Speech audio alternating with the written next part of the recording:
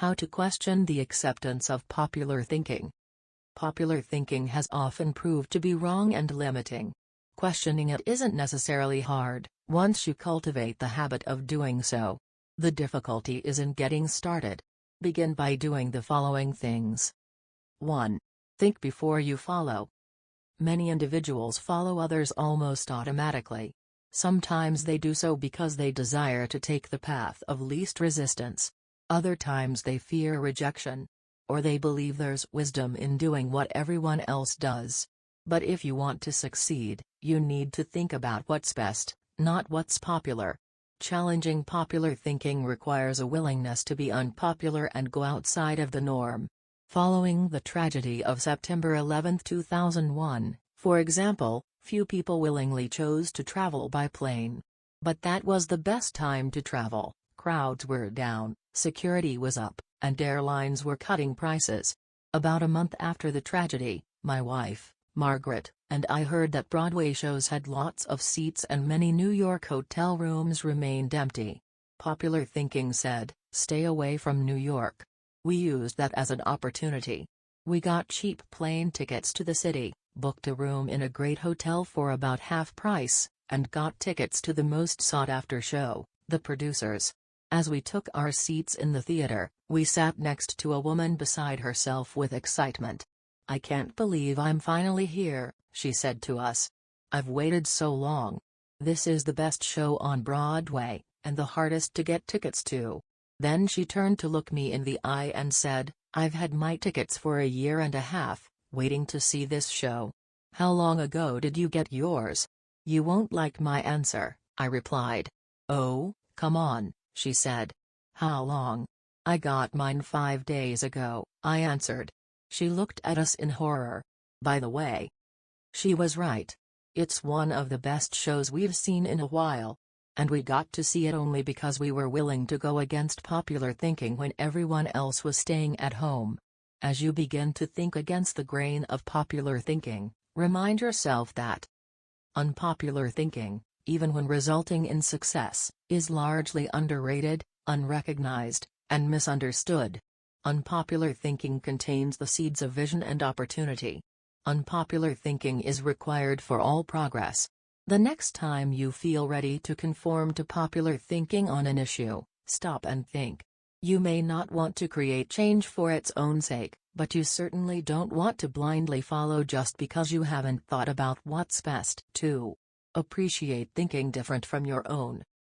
One of the ways to embrace innovation and change is to learn to appreciate how others think.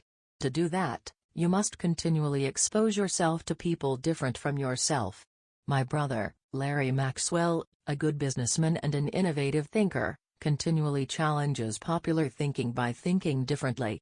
He says, "Most of our people in sales and middle management come from businesses with products and services different from ours. That constantly exposes us to new ways of thinking. We also discourage our people from active participation in formal business and trade associations and fraternities because their thinking is quite common. They don't need to spend lots of time thinking the way everyone else in the industry does." As you strive to challenge popular thinking, spend time with people with different backgrounds, education levels, professional experiences, personal interests, etc. You will think like the people with whom you spend the most time. If you spend time with people who think out of the box, you're more likely to challenge popular thinking and break new ground. 3. Continually question your own thinking. Let's face it, any time we find a way of thinking that works, one of our greatest temptations are to go back to it repeatedly, even if it no longer works well. The greatest enemy to tomorrow's success is sometimes today's success. My friend Andy Stanley recently taught a leadership lesson at Enjoy's Catalyst conference called Challenging the Process. He described how progress must be preceded by change, and he pointed out many of the dynamics involved in questioning popular thinking. In an organization, he said, we should remember that every tradition was originally a good idea, and perhaps even revolutionary. But every tradition may not be a good idea for the future. In your organization, if you were involved in putting into place what currently exists, then it's likely that you will resist change, even change for the better. That's why it's important to challenge your own thinking. If you're too attached to your own thinking and how everything is done now, then nothing will change for the better. 4. Try new things in new ways. When was the last time you did something for the first time? Do you avoid taking risks or trying new things? One of the best ways to get out of the rut of your own thinking is to innovate. You can do that in little, everyday ways. Drive to work a different way from normal. Order an unfamiliar dish at your favorite restaurant. Ask a different colleague to help you with a familiar project. Take yourself off of autopilot. Unpopular thinking asks questions and seeks options. In 1997, my 3 companies moved to Atlanta, Georgia. It's a great city, but traffic at peak times can get crazy. Immediately after moving here, I began looking for and testing alternative routes to desired destinations so that I would not be caught in traffic. From my house to the airport, for example, I have discovered and used 9 routes within 8 miles and 12 minutes from one another. Often I am amazed to see people sitting on the freeway when they could be moving forward on an alternative route. What is the problem? Too many people have not tried new things in new ways. It is true, most people are more satisfied with old problems than committed to finding new solutions. How you go about doing new things in new ways is not as important as making sure you do it. Besides, if you try to do new things in the same way that everyone else does, are you really going against popular thinking? Get out there and do something different today. 5. Get used to being uncomfortable. When it comes right down to it, popular thinking is comfortable. It's like an old recliner adjusted to all the owner's idiosyncrasies. The problem with most old recliners is that no one has looked at them lately. If so, they'd agree that it's time to get a new one. If you want to reject popular thinking in order to embrace achievement, you'll have to get used to being uncomfortable. If you embrace unpopular thinking and make decisions based upon what works best and what is right rather than what is commonly accepted, know this: in your early years, you won't be as wrong as people think you are. In your later years, you won't be as right as people think you are. And all through the years, you will be better than you thought you could be. Good thinkers, especially those who are also good leaders, understand the power of shared thinking. They know that when they value the thoughts and ideas of others, they receive the compounding results of shared thinking and accomplish more than they ever could on their own. Those who participate in shared thinking understand the following. 1. Shared thinking is faster than solo thinking. We live in a truly fast-paced world. To function at its current rate of speed, we can't go it alone. I think the generation of young men and women just entering the workforce sense that very strongly. Perhaps that is why they value community so highly and are more likely to work for a company they like than one that pays them well. Working with others is like giving yourself a shortcut. If you want to learn a new skill quickly, how do you do it? Do you go off by yourself and figure it out, or do you get someone to show you how? You can always learn more quickly from someone with experience, whether you're trying to learn how to use a new software package, develop your golf swing, or cook a new dish. 2. Shared thinking is more innovative than solo thinking. We tend to think of great thinkers and innovators as soloists, but the truth is that the greatest innovative thinking doesn't occur in a vacuum. Innovation results from collaboration.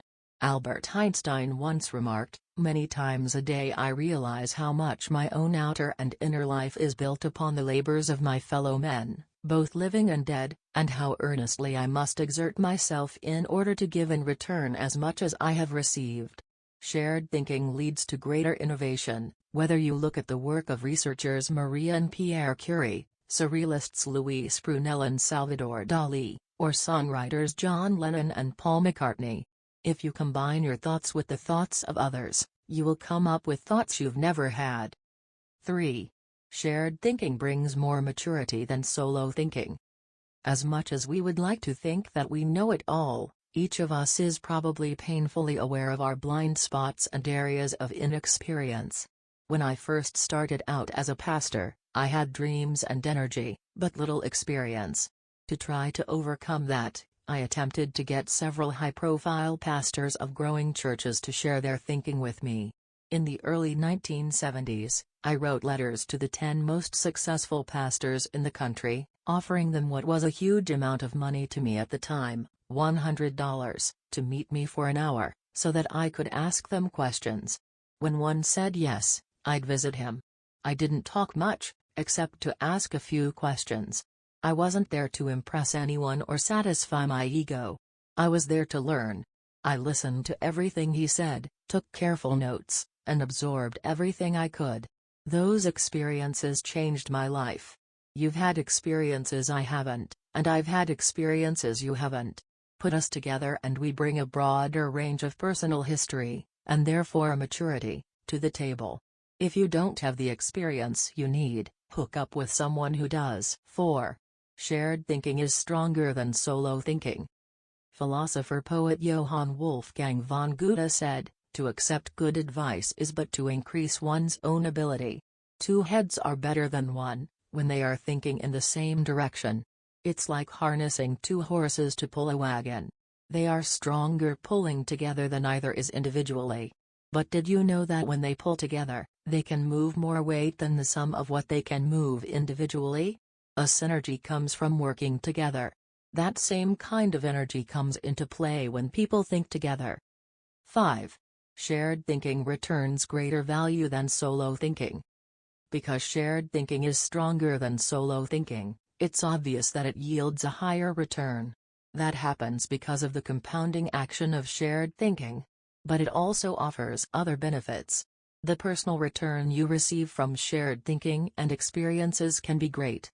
Clarence Francis sums up the benefits in the following observation: "I sincerely believe that the word relationships is the key to the prospect of a decent world. It seems abundantly clear that every problem you will have, in your family, in your work, in our nation, or in this world, is essentially a matter of relationships, of interdependence." 6. Shared thinking is the only way to have great thinking. I believe that every great idea begins with 3 or 4 good ideas. And most good ideas come from shared thinking. Playwright Ben Jonson said, "He that is taught only by himself has a fool for a master." When I was in school, teachers put the emphasis on being right and on doing better than the other students, rarely on working together to come up with good answers. Yet all the answers improve when they make the best use of everyone's thinking. If we each have 1 thought, and together we have 2 thoughts, then we always have the potential for a great thought.